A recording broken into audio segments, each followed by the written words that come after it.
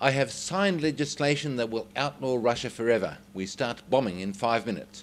So said US President Ronald Reagan in 1984, as a joke. The Russians didn't think it was very funny. They went on high alert, scrambling jets and bombers, and you can't scramble without breaking a few. It's not to say that the world was on the brink of war, but US, Chinese, Russian and European spy organisations were shocked by how quickly the Soviet Union reacted, and how quickly it could all have gone pear-shaped, because what a foppish American president regarded as a joke. Well, those spy agencies are watching events in America again. In New York next Monday and Tuesday, the Australian Foreign Minister, Stephen Smith, along with ministers from other United Nations member countries, will meet for the Nuclear Non-Proliferation Treaty Review Conference.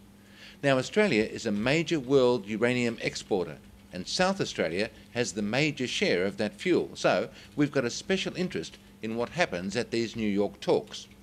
For example, Stephen Smith could require that any country which receives Australian uranium has to ratify the Comprehensive Nuclear Test Ban Treaty. He could formally recognise that Russia and China both failed to comply with international norms like a separation between civilian and military nuclear sectors, and therefore rule out South Australian uranium exports to those two countries.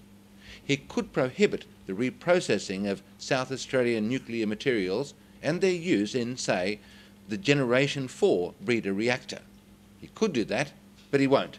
He's more of the Ronald Reagan school of thought, because the American president also said all the waste in a year from a nuclear power plant can be stored under a desk, which is true, but rather under Stephen Smith's desk than mine.